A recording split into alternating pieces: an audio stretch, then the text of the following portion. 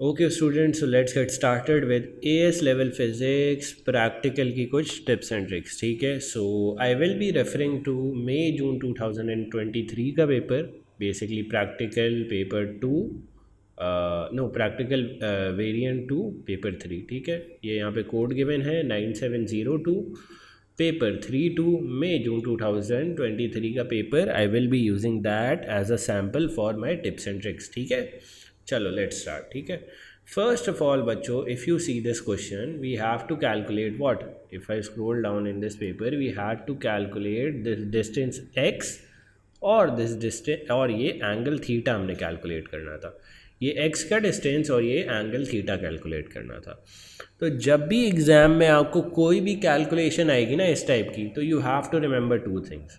आपको जो वैल्यू है वो नियरेस्ट डेसिमल पॉइंट तक देनी है इंस्ट्रूमेंट के, और आपको मल्टीपल वैल्यूज़ लेके एवरेज आउट करना है। ये दो चीज़ें हमेशा याद रखो। ठीक है, क्या बोला मैंने कि जब भी आपको कभी भी मेजरमेंट करने के लिए आएगी, जैसे इस पेपर में आपको एक्स मेजर करना था और थीटा मेजर करना था, तो you have to do two things. First thing क्या है बच्चों? First thing is taking the value to the nearest decimal that the instrument offers, और देन टेकिंग द एवरेज। चलो अब इसको थोड़ा और समझते हैं।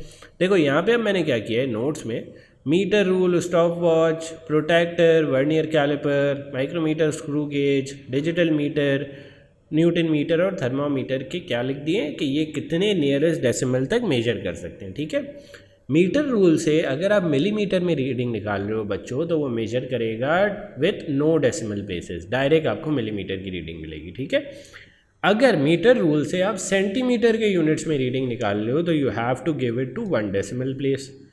अगर मीटर रूल से आप मीटर्स में रीडिंग दे रहे हो तो you have to give it till 3 decimal places. ठीक है, अब उस स्टॉप वॉच की बारी देख लेते हैं। उस स्टॉप वॉच में आपकी वैल्यू जो है वो 1 डेसिमल प्लेस तक आएगी। ठीक है, and the human reaction error will be 0.5 seconds या 0.2 सेकेंड से लेकर 0.5 सेकेंड्स तक स्टॉप वॉच का एरर हो सकता है। ठीक है, let me right it down. ये आगे भी लिखा हुआ है but let me right it down कि स्टॉप वॉच का एरर इज़ 0.2 सेकेंड से 0.5 सेकेंड, कोई भी वैल्यू ले सकते हो इसके बीच में। ठीक है, और स्टॉप वॉच का नियरेस्ट डेसिमल क्या है? 1 डेसिमल प्लेस, 1 डेसिमल प्लेस। ठीक है, अब प्रोटेक्टर पे आ जाओ। प्रोटेक्टर बच्चे नो डेसिमल प्लेस, प्रोटेक्टर की values will have no decimal places, और इसका एरर क्या होगा? ±1 डिग्री। ठीक है, अब वर्नियर कैलिपर में बच्चों अगर आप मिलीमीटर में मेजर कर रहे हो तो you will give the answer till 2 decimal places.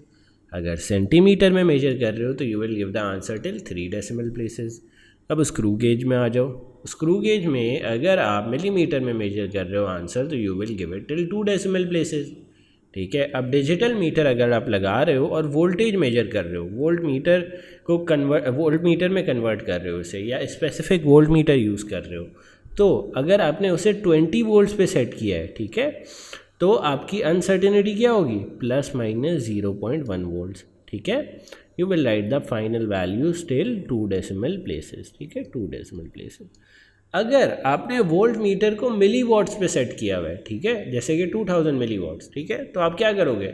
आपकी अनसर्टेनिटी होगी ±1 वोल्ट, और आप अपने आंसर में नो डेसिमल प्लेसेस रखोगे। ठीक है, डिजिटल मल्टीमीटर या वोल्ट मीटर्स की ये खासियत होती है कि आप उसको शिफ्ट कर सकते हो कि आपने उसकी रेंज जो है वो 20 वोल्ट्स रखनी है या 20 मिली वोल्ट्स रखनी है। ठीक है, अच्छा, इसी तरह एम मीटर में भी अगर एम मीटर में आपने मिली एम्पियर रखा है तो आपकी जो अनसर्टेनिटी है वो क्या हो जाएगी बच्चों?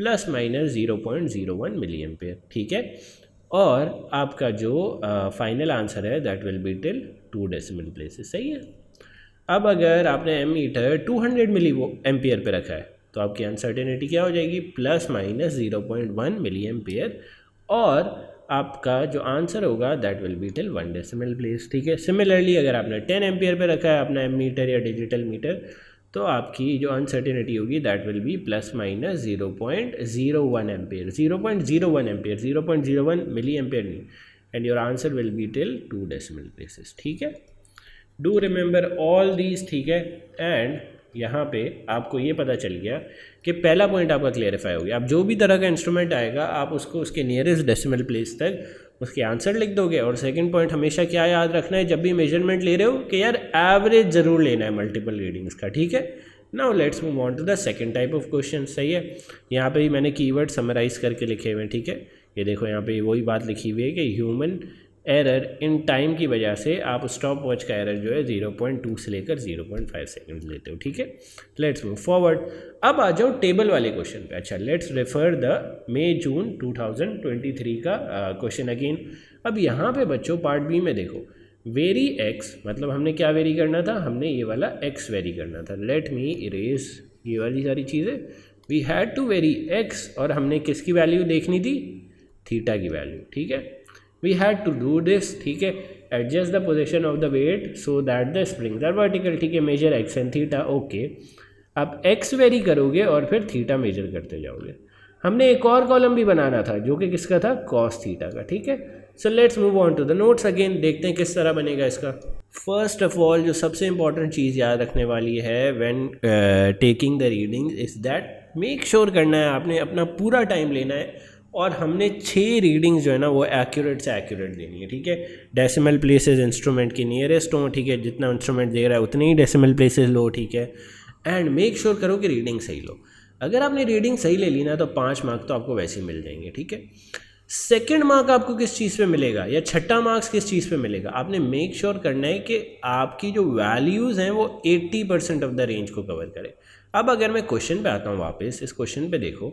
ठीक है, तो हमें ये जो रूलर है, रूलर की पूरी लेंथ हमें पता है कितनी गिवन थी, 55 सेंटीमीटर, जो कि अदर हाफ बाकी थी। ठीक है, तो हमने मेक श्योर करना है ये जो 55 की एक्स की लेंथ है हमारे पास पूरी, हमने मेक श्योर करना है कि हम इसके हर जगह वैल्यूज़ लें। ठीक है, हर जगह वैल्यूज़ लें, not only in one place. जैसे कि कुछ बच्चों ने ये किया था कि they skewed only the values in this side, 6 values इस साइड पे ले ली। गलत है, आपको इवनली स्प्रेड आउट करनी है और कोशिश करना है कि ये पूरा 55 सेंटीमीटर का जो बार है या रिमेनिंग रूलर है ये कवर हो। ठीक है, तो मैंने क्या किया इसके लिए, मैंने टेबल में इसको इवनली स्प्रेड आउट कर दिया। 5 centimetre, 15 centimetre, 25 centimetre, 35 centimetre, 40 centimetre and 55 centimetre. ये मेरी पूरी रेंज कवर कर रहा है। पूरी नहीं तो आपने एग्जाम में मेक श्योर करना है कि 80% of the range gets covered. ठीक है, और उसके कोरस्पॉन्डिंग में क्या लेता गया, थीटा भी मेजर करते गया। थीटा मेजर कर लिया मैंने उसके कोरस्पॉन्डिंग सारों के, सिंपल एज दैट। यहाँ पे मेरे 6 मार्क्स पक्के हो गए। ठीक है, अब 7वां मार्क्स इस तरह मिलेगा, आपने हेडिंग सही तरह डालनी है। जो एक्स है वो मैंने सेंटीमीटर में मेजर किया था, तो पहले मैं एक्स का सिंबल दूंगा, जैसे कि मैंने यहाँ पे एक्स का सिंबल दिया हुआ है। ठीक है, और फिर उसका यूनिट दूंगा स्लैश करके। ये देखो यहाँ पे लिखा हुआ भी है सिंबल एंड यूनिट। ठीक है, स्लैश में। अच्छा, अब ये बात हमेशा याद रखो कि जो मैंने अभी प्रीवियसली भी बताई थी कि मेजर्ड वैल्यू को हमेशा किस तरह लिखोगे, nearest to the decimal place जो इंस्ट्रूमेंट ऑफर कर रहा है। ठीक है, अब मीटर रूल मुझे भाई सेंटीमीटर्स की रीडिंग कितने डेसिमल प्लेसेस तक ऑफर करता था, यहाँ पे जाके देखो 1 डेसिमल प्लेस तक। तो सारी रीडिंग्स मैंने कितने डेसिमल प्लेसेस तक लिखी हैं, 1 डेसिमल प्लेस तक। प्रोटेक्टर जो है वो मुझे रीडिंग्स कितने डेसिमल प्लेसेस तक ऑफर करता था, let's move up and see, 9 decimal place. ठीक है, तो मैंने 9 डेसिमल प्लेस किया हुआ है यहाँ पे। वेयर वॉज इट, हाँ ये देखो यहाँ पे 9 डेसिमल प्लेस, कहीं पे भी डेसिमल प्लेस नहीं लगाया हुआ। ठीक है, ओके, तो ये आपका एक और मार्क सिक्योर हो गया। अब जब आप कॉस थीटा निकालोगे, देखो कॉस थीटा मेजर नहीं कर सकते, it is a calculated value. जब भी कैलकुलेटेड वैल्यू निकालते हो ना बच्चों, तो examiner always sees the significant figures of the calculated value.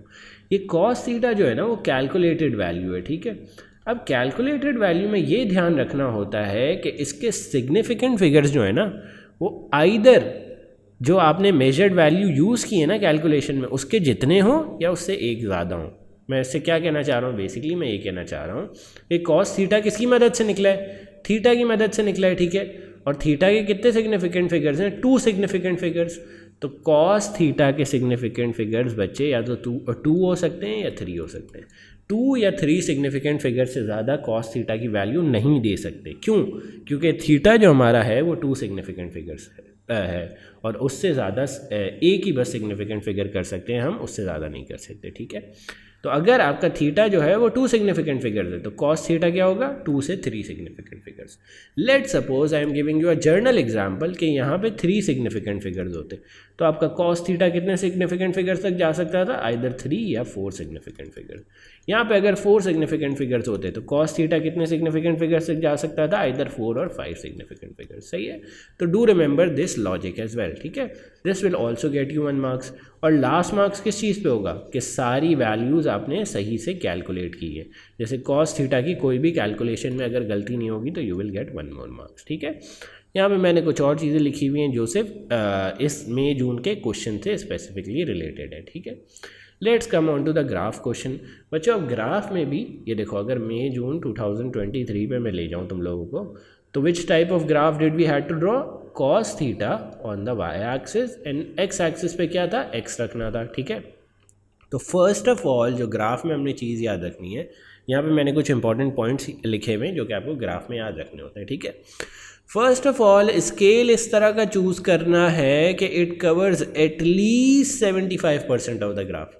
ठीक है, एटलीस्ट 75% ऑफ द ग्राफ अगर आपने कवर कर लिया तो मतलब आपने स्केल से ही चूज़ किया था। सेकंड इंपॉर्टेंट पॉइंट क्या है बच्चों, सेकंड इंपॉर्टेंट पॉइंट ये है कि यूनिफॉर्म प्लॉटिंग होनी चाहिए। देखो जैसे अगर यहाँ पे 0 है और 1 है, इन दोनों का बीच का distance should be equal to the distance between 1 and 2, लेकिन यहाँ पे 3 लिखा हुआ है, this is not uniform plotting. अब इस वाले को चेक करो, यहाँ पे 0 और 1 के बीच का distance is exactly similar to 1 and 2 के बीच का डिस्टेंस, तो दिस इज़ यूनिफॉर्म प्लॉटिंग। हमेशा हमने ग्राफ में यूनिफॉर्म प्लॉटिंग करनी है, non uniform plotting isn't acceptable. ठीक है, थर्ड चीज़ क्या होती है बच्चे, you have to choose a easy readable scale. अब इजी रीडेबल स्केल्स के लिए एग्जामिनर्स और टीचर्स सजेस्ट कि we use multiples of 2 and 5। जैसे कि यहाँ पे देखो 0, 2, 4, 6, 8 ये स्केल सही है, ये स्केल भी सही है 1, 2, 3, 4। यहाँ पे अगर मैं 0, 5, 10, 15, 20 भी कर देता तो that scale would have been perfect as well. But कौन सी स्केल परफेक्ट नहीं है, 3 की scale isn't perfect, not readable, not good. Also fractions में भी कभी भी आप स्केल नहीं लिखते। ठीक है, अच्छा देखो चौथा पॉइंट क्या है भाई ग्राफ्स के लिए, चौथा पॉइंट ये है बच्चों कि you have to label the axis as well. और एक्सिस लेबल किस तरह करोगे, सिंबल डालोगे और स्लैश यूनिट डालोगे इस तरह। चलो मई जून 23 में मैं करके दिखाता हूँ ये। ठीक है, मई जून 23 में वाई एक्सिस में हमने क्या प्लॉट करना था बच्चे, वाई एक्सिस पे we had to plot cos theta, तो कॉस थीटा का सिंबल लिख दिया और इसका कोई यूनिट नहीं होता तो we just leave it like this. ठीक है, एक्स एक्सिस पे हमने क्या प्लॉट करना था, एक्स, तो हमने एक्स प्लॉट कर दिया यहाँ पे। ठीक है, और एक्स को हमने मेजर किस यूनिट्स में किया था, लेट्स गो अप अगेन। ठीक है, एक्स को हमने मेजर किस यूनिट में किया था, सेंटीमीटर में, तो let's write down as well. यहाँ पे स्लैश करके सेंटीमीटर लिख दिया। This is also an important point to remember. अब नेक्स्ट पॉइंट पे आ जाओ भाई। अच्छा, जब भी प्लॉटिंग करते हो ना बच्चे, you have to plot your points with either X और डॉट। अब ये तो ओ लेवल्स में भी पढ़ा होगा। लेट सपोज कोई पॉइंट है वो मुझे यहाँ पे प्लॉट करना है, तो I will either just draw a dot, ठीक है, और ड्रॉ अ क्रॉस। ठीक है, और मेक श्योर करना है कि आपने बहुत ही थिन पेंसिल यूज़ की हुई है इन चीज़ों के लिए। ठीक है, अच्छा अब 6 पॉइंट क्या है बच्चों, आपको हमेशा ओरिजिन से स्टार्ट करने की ज़रूरत नहीं है। ठीक है, हमेशा यहाँ पे 0 और यहाँ पे 0 लिखने की ज़रूरत नहीं है। You could also start from an imaginary point. ठीक है, जैसे कि मैं यहाँ पे 10 और यहाँ पे 5 से स्टार्ट कर रहा हूँ। ठीक है, और एक और गलती यहाँ पे जो बच्चे करते हैं कि दे पुट कंस्ट्रिक्शन हेयर। वो क्या करते हैं कि they have studied in school कि वो इस तरह की लाइंस बना देते हैं यहाँ पे and then they draw the graph. This is wrong. Examiner ने स्पेशली मना किया है, कंस्ट्रिक्शन कभी नहीं बनाते। ठीक है, अगर आपको कोई इमेजिनरी ओरिजिन देना है या 0 से स्टार्ट नहीं करना, तो आप क्या करते हो, आप एक्स एक्सिस की वैल्यू लिखते हो। लेट्स से x axis is starting from 10 और यहाँ पे एक हॉरिजॉन्टल लाइन बना के वाई एक्सिस की वैल्यू लिखते हो। Let's say Y axis is starting from 20, तो 20 लिख दिया यहाँ पे। ठीक है, इस तरह जब आप ओरिजिन से स्टार्ट नहीं कर रहे होते तो आप इस तरह स्टार्ट करते हो। This is also called fake origin. ठीक है, इस तरह का नाम देते हैं हमेशा। ठीक है, और एग्जाम में बच्चों हमेशा हमने लाइन ऑफ बेस्ट फिट बनानी होती है। ठीक है, लाइन ऑफ बेस्ट फिट या कर्व ऑफ बेस्ट फिट बनाना होता है। अब लाइन या कर्व ऑफ बेस्ट फिट बच्चे क्या होती है, basically line of best fit या कर्व ऑफ बेस्ट फिट वो लाइन या कर्व होती है जो मैक्सिमम पॉइंट से पास करती है और उसके ऊपर भी उतने ही पॉइंट्स होते हैं जितने उसके नीचे पॉइंट्स होते हैं, सिंपल एज दैट, ठीक है। एक इवन डिस्ट्रीब्यूशन लाइन होती है, ठीक है। तो ऑल्सो वन मोर थिंग, बहुत इंपॉर्टेंट बात, अगर कभी भी एग्ज़ाम में कोई एनॉमलस पॉइंट आ रहा हो ना तो उसे सर्कल करके ज़रूर एग्ज़ाम में बता देना, ठीक है। ये देखो यहाँ पे सारे पॉइंट जो हैं वो तकरीबन एक ही रेंज में, बट लेट सपोज कोई एक पॉइंट आ जाता है, जो कि यहाँ पर है। अब यार this is a very strange point against the trend, तो आप क्या करोगे, इसको सर्कल करोगे एंड अनोमलस लेबल कर दोगे, anomalous. Examiner usually ask for this type of working अगर आपके पास अनोमलस पॉइंट आ रहा है, वरना वो मार्क्स काट देगा, ठीक है। अगर आपने अनोमलस पॉइंट नहीं बनाया हुआ और आप ऐसे ही एक पॉइंट छोड़ देते हो तो he will cut your marks, ठीक है। चलो लेट्स मूव ऑन टू 8 की पॉइंट के क्या होना चाहिए, ठीक है। जब भी आप प्लॉट कर रहे हो बच्चों, मेक श्योर कि सारी ऑब्जर्वेशन प्लॉट करो, मतलब टेबल में ये जो सारी ऑब्जर्वेशन है ना 5 से लेकर 55 सेंटीमीटर, ये सारी प्लॉट करो, ठीक है। और दूसरा पॉइंट क्या है भाई, दूसरा पॉइंट भी देख लेते हैं यार। Plotted point must be accurate to 1/2 of a small square, okay, completely evident, और थिन और लाइट पेंसिल से बनाओ, ठीक है। अच्छा अब आ जाओ हमारे बहुत इंपॉर्टेंट पॉइंट पे कि ग्रेडियंट किस तरह निकालोगे। देखो ग्रेडियंट निकालते वक्त भी ना कुछ चीज़ें याद रखा करो, ठीक है बच्चों। जो फर्स्ट पॉइंट एग्जामिनर देखता है ना ग्रेडियंट की वर्किंग, जब वो देख रहा होता है वो ये देखता है कि क्या बच्चे ने कोई ऐसे 2 पॉइंट्स लिए हैं जो 50 to 70% ऑफ द ग्राफ को कवर कर रहे हैं। वो सबसे पहले यही देखता है कि आपके जो 2 पॉइंट्स है ए एंड बी, ग्रेडियंट निकालने के लिए क्या उसने जो है 50 to 70% of the graph cover किया है। अगर कवर किया है तो दैट्स गुड, ठीक है। 50 to 70% of the graph cover किया है, दैट्स गुड, ठीक है। उसके बाद आप क्या करते हो, you have to make a dotted triangle as well, ठीक है। डॉटेड ट्रायंगल एग्जामिनर ने अपनी हर एग्जामिनर रिपोर्ट और मार्किंग स्कीम में मांगा हुआ है। सेकेंड पॉइंट आपको क्या आना चाहिए, आपने पॉइंट्स भी मार्क किए हुए हों इस तरह x1 y1 and x2 y2, इस तरह के पॉइंट्स भी मार्क हुए हुए होने चाहिए ऑन द ग्राफ, ठीक है। अच्छा थर्ड या फोर्थ या लास्ट पॉइंट क्या एग्जामिनर मांगता है कि you have to show the working of the gradient. Gradient का फॉर्मूला क्या है बच्चों, y2 minus y1 divided by x2 minus x1। इसमें y2 की जगह you will place y2 and y1 की जगह you will place y1, x2 की जगह you will place x2, x1 की जगह you will place x1। You have to show this working as well, तभी आपको फुल मार्क्स मिलेंगे, ठीक है। अब ये नीचे देखो, इस तरह का ग्रेडियंट की working wouldn't be acceptable in exam. क्यों, क्योंकि एक तो इसने जो है वो पॉइंट्स गलत लिए हैं, मतलब इतने कॉन्सेंट्रेटेड पॉइंट्स लिए हैं कि they don't cover 50 to 70% of the graph, ठीक है। अच्छा ग्रेडियंट का फॉर्मूला मैंने अभी लिखा था but you can check it here as well, ठीक है। This is also a gradient का फॉर्मूला। अच्छा एग्जाम में कर्व जो है वो कभी कभार ही आता है, बट अगर कर्व आ जाए तो उसका ग्रेडियंट किस तरह निकालोगे बच्चों। फर्स्ट ऑफ ऑल जिस पॉइंट पे एग्जामिनर ग्रेडियंट निकालने को बोलता है उस पॉइंट को मार्क करो एंड उसके अक्रॉस एक टेंजेंट बनाओ, ठीक है। फर्स्ट ऑफ ऑल कर्व का ग्रेडियंट निकालने के लिए आप क्या करोगे, उस पॉइंट पे जिस पे एग्जामिनर आपको ग्रेडियंट निकालने के लिए बोल रहे हैं उसको मार्क करो और उस पर एक टेंजेंट बनाओ, ठीक है। अब ये जो टेंजेंट है ना इसका ग्रेडियंट निकालो, ठीक है। लेट से इस टेंजेंट पे आपने 2 पॉइंट्स ले लिए, ए, दिस इज रेड वाला as A, this is red वाला एज बी, इनको मार्क कर दिया x1 y1 and this become x2 y2 और इनका ग्रेडियंट निकाल लो। You will be able to find the gradient of the curve at that specific point, ठीक है। अच्छा एग्जामिनर ना हमेशा क्वालिटी ऑफ डेटा पे भी मार्क्स रखता है, वो मेक श्योर करता है कि आपका जो ट्रेंड आ रहा है वो कंसिस्टेंट हो। जैसे कि if I take you to the table, अगर ये मैं वैल्यूज़ देखूँ तो जैसे जैसे x बढ़ रहा है थीटा को क्या हो रहा है, थीटा इज़ डिक्रीजिंग, ठीक है, इट इज़ डिक्रीजिंग जैसे जैसे x इंक्रीज हो रहा है। तो this is a consistent trend. आपके पास अगर कंसिस्टेंट ट्रेंड आ रहा है तो मतलब आपकी quality of reading is good, आपको 1 मार्क्स एग्जामिनर उधर भी अवॉर्ड करेगा, ठीक है। मेक श्योर का ट्रेंड सही आ रहा हो रीडिंग्स का, ठीक है। अब आ जाओ नेक्स्ट पॉइंट पे कि वाई इंटरसेप्ट किस तरह निकालते हैं भाई एग्जाम में P3 में। उसके 2 मेथड होते हैं। फर्स्ट ऑफ ऑल क्या कर सकते हो, first of all let me zoom out here, ये मई जून पेपर 3 है, ठीक है। तो let me make a line here, ठीक है। अगर सॉरी फॉर दिस लाइन, ये इस तरह नहीं बनेगी, I will try to make a straight line. Nope I guess ठीक है, this is a straight line, सही है। अब अगर आपको डायरेक्ट ग्राफ से वाई इंटरसेप्ट निकालना है तो आप किस तरह निकालोगे भाई? You will just zoom in, या जस्ट एग्जाम में तो जूम इन नहीं कर सकते, but you will just go to the Y axis, और जिधर ये लाइन जो एक्चुअल ग्राफ है या एक्चुअल लाइन है, जिधर ये लाइन या ग्राफ जो है वो वाई एक्सिस को कट करेगी, that will be your Y intercept. अगर आपने डायरेक्टली ग्राफ से निकालना है, this is your, let me mark it, this is your Y inter. अच्छा, दिस मेथड बच्चों हमेशा याद रखो, ये जो मैं बात बताने वाला हूँ that is really really important.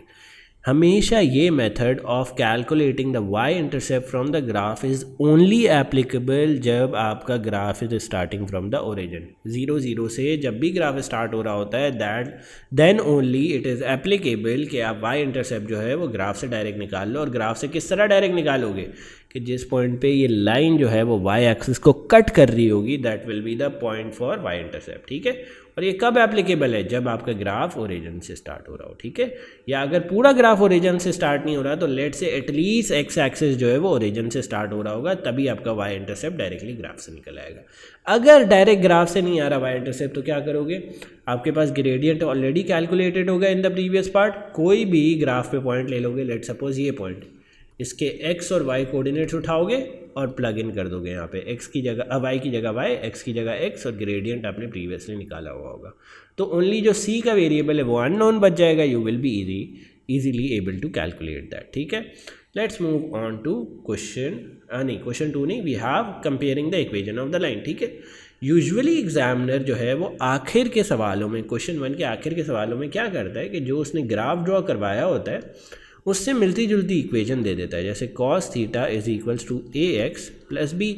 हमने ग्राफ किसका बनाया था? मई जून 2023 में हमने ग्राफ किसका बनाया था? cos थीटा और x के बीच में। अच्छा, अगर मैं इसको इक्वेशन ऑफ लाइन से कंपेयर करूं, mx प्लस c, तो y क्या बन रहा है बच्चों? cos theta. x क्या बन रहा है? x, ठीक है। तो यही तो हमने प्लॉट किया है, y और x हमारे यही तो थे। This was x centimetre x axis पे, और y क्या था? cos theta. तो इस ग्राफ का अगर मैं ग्रेडियंट निकालूंगा तो मुझे क्या मिलेगा? a कांस्टेंट मिलेगा, और y इंटरसेप्ट क्या होगा? b, ठीक है।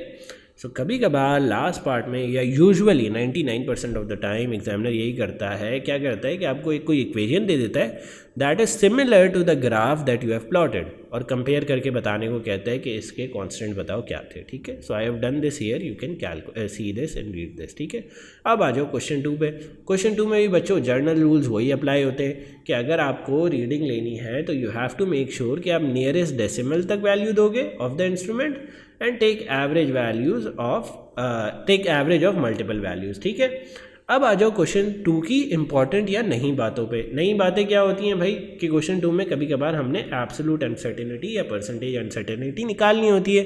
तो लेट्स सी कि किस तरह हम इंस्ट्रूमेंट्स की एब्सोल्यूट या परसेंटेज अनसर्टेनिटी निकाल सकते हैं। देखो, अगर एनालॉग इंस्ट्रूमेंट होगा ना बच्चों, तो योर अनसर्टेनिटी या absolute uncertainty will be half the smallest divisions. मगर यार आपने एग्ज़ाम में नोटिस किया होगा कि हम कंप्लीट स्मॉलेस्ट डिवीजन लेते हैं। मतलब जैसे अगर इस रूलर को मैं देखूं तो इसका स्मॉलेस्ट डिवीजन क्या है? 0.2। अगर मैं एग्ज़ाम में इसकी अनसर्टेनिटी निकालूंगा तो मैं पूरा कंप्लीट डिवीजन लूँगा। वाई? बिकॉज बच्चों हम 2 दफ़ा रीडिंग्स लेते हैं फॉर एवरी मेजरमेंट। एक दफ़ा इनिशियल 0 के लिए और एक दफ़ा जो इसकी फाइनल रीडिंग होती है वो। हमारी आँखें 2 दफ़ा रूलर से रीडिंग लेती हैं फॉर ईच मेजरमेंट, तो इसलिए अनसर्टेनिटी डबल हो जाती है। एक रीडिंग के लिए तो हाफ द स्मॉलेस्ट डिवीजन होता है, बट एग्जाम में हम हमेशा कंप्लीट स्मॉल डिवीजन लेते हैं। वाई? क्योंकि हम अपनी आँख से 2 दफ़ा रीडिंग ले रहे होते हैं फॉर एवरी सिंगल मेजरमेंट। तो यार अगर स्मॉलेस्ट मेजरमेंट जो है वो इसका 0.2 है तो इसकी अनसर्टेनिटी क्या हो जाएगी? 0.2 प्लस माइनस। एक्चुअल लेंथ क्या आ रही थी? 3.1। टोटल फाइनल आंसर क्या आ जाएगा? 3.1 प्लस माइनस 0.2 सेंटीमीटर, ठीक है। अब आ जाओ नेक्स्ट पॉइंट पे। स्टॉप वॉचेस की अनसर्टेनिटी मैंने पहले भी बात की थी, it is in the range of 0.2 से लेकर 0.5 सेंटीमीटर, ठीक है। डिजिटल इंस्ट्रूमेंट्स की रेंज बच्चे क्या होती है, या डिजिटल इंस्ट्रूमेंट्स की अनसर्टेनिटी क्या होती है बच्चे? उनका स्मॉलेस्ट या लीस्ट काउंट, ठीक है। इसका लीस्ट काउंट क्या है बच्चे? 0.1, ठीक है। तो 0.1 मिली वोट विल बी इसकी अनसर्टेनिटी या फिर एब्सोल्यूट अनसर्टेनिटी, ठीक है। हाइपोथेटिकल वैल्यू लेट से 29.2 आ रही है, तो इसकी फाइनल रीडिंग इस तरह आ जाएगी। परसेंटेज अनसर्टेनिटी निकालनी होती है तो we divide the absolute uncertainty by the actual value और मल्टीप्लाई बाय 100। अब जैसे कि इस केस में एब्सोल्यूट अनसर्टेनिटी क्या है, 0.1 डिवाइडेड बाय 29.2 इंटू 100, तो आपके पास क्या आ जाएगी, परसेंटेज अनसर्टेनिटी। ठीक है, let's move on to the next type of question. सही है, नेक्स्ट टाइप ऑफ क्वेश्चन से पे बढ़ने से पहले you need to know what is direct and inverse proportionality. बच्चों, डायरेक्ट प्रोपोर्शनैलिटी में अगर एक वेरिएबल बढ़ता है तो दूसरा भी बढ़ता है, the trend is same for both of them. ठीक है, तो अगर P and Q are directly proportional और अगर हमें प्रोपोर्शनैलिटी का साइन हटाना है तो you always get this constant K, और इसका ग्राफ किस तरह बनता है, straight line passing through the origin. Gradient क्या होता है बच्चे, इसका K। ठीक है, इन्वर्स प्रोपोर्शनैलिटी क्या होता है, इन्वर्स प्रोपोर्शनैलिटी उस केस में होता है जब आपका एक वेरिएबल बढ़ता है तो दूसरा वेरिएबल गिरता है। ठीक है, और इन्वर्स प्रोपोर्शनैलिटी का साइन भी जब हटाते हो तो you get a constant K। Inverse proportionality का ग्राफ किस तरह होता है, it is a curve like this. ठीक है, और अगर इन केस आपको ग्राफ बनाने के लिए आ जाए P वर्सेस 1/Q का instead of P versus Q का, तो it will be a straight line passing through the origin और उसका भी ग्रेडियंट क्या होगा, K। ठीक है, रिमेंबर दिस डिस्टिंक्शन कि P वर्सेस Q का graph if they are inversely proportional तो क्या होगा, अ कर्व। लेकिन इन्वर्स प्रोपोर्शन में अगर P वर्सेस 1/Q का ग्राफ बनाऊंगा तो it will be a straight line passing through the origin. ठीक है, अब कभी कभार आ जाता है कि यार जस्टिफाई या सपोर्ट योर आंसर या सपोर्ट दिस रिलेशनशिप। ठीक है, तो किस तरह करते हो, फर्स्ट ऑफ ऑल तो आपको जो कांस्टेंट गिवन होता है, let suppose in this case या मई जून 2023 में आपका जो कांस्टेंट था वो क्या था, इट वाज अ K। ये देखो सब क्वेश्चन 2 में इफ़ आई स्क्रॉल डाउन तो ये कांस्टेंट है K। ठीक है, इसमें हमें कहा था कि K की 2 वैल्यूज़ निकालो और जस्टिफाई करो इस पूरे रिलेशनशिप को। तो जब भी इस तरह का सवाल आता है what do you do, first of all तो K की पहली वैल्यू भी निकाल लो, सेकंड वैल्यू भी निकाल लो। फिर क्या करते हो, फिर आप ये वाले स्टेप्स फॉलो करते हो जो मैंने यहाँ पे लिखे हैं। दोनों जो K की वैल्यूज़ आई हैं, let's say this is K1 this is K2। ठीक है, दोनों का परसेंटेज डिफरेंट निकालोगे। किस तरह निकालोगे दोनों का परसेंटेज डिफरेंस, जो बिगर वैल्यू होगी, लेट्स से K2 की bigger value K2 minus K1 divided by K average into 100। ठीक है, अगर K1 बिगर है तो K1 minus K2 divided by K average into 100।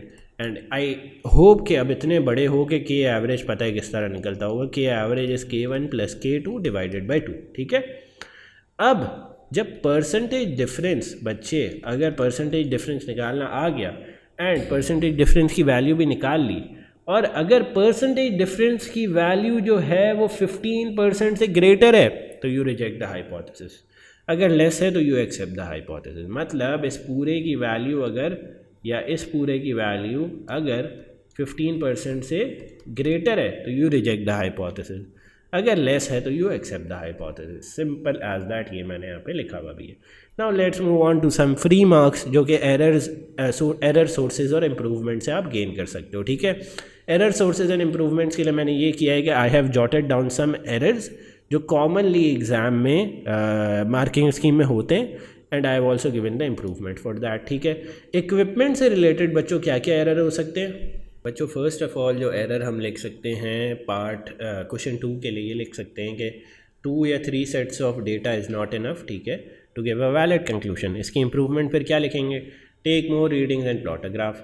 Second क्या लिख सकते हैं एरर्स में, यार check whether the metre rule is vertical और नॉट। मीटर रूल वर्टिकल है यानी ये चेक किस तरह करेंगे, by placing a set square just right behind the metre rule. ठीक है, difficult to check whether a wooden strip is horizontal. इस सोर्स ऑफ एरर को इम्प्रूव किस तरह करेंगे, by measuring the height of the wooden strip above the bench at both ends and checking के दोनों similar हैं या नहीं। इसका मतलब ये है कि अगर ये वुडन स्ट्रिप है तो इसके एग्जैक्ट ऊपर 2 पॉइंट्स हम मेजर करेंगे और देखेंगे कि दोनों की हाइट सेम आ रही है या नहीं। ठीक है, difficult to hold a ruler और a protractor when taking a measurement, तो इसके लिए हम क्या कर सकते हैं, क्लैम्प द रूलर और प्रोटेक्टर। ठीक है, friction at the pulley makes the readings quite वो इनकरेक्ट या फिर quite, you can say with sources of error.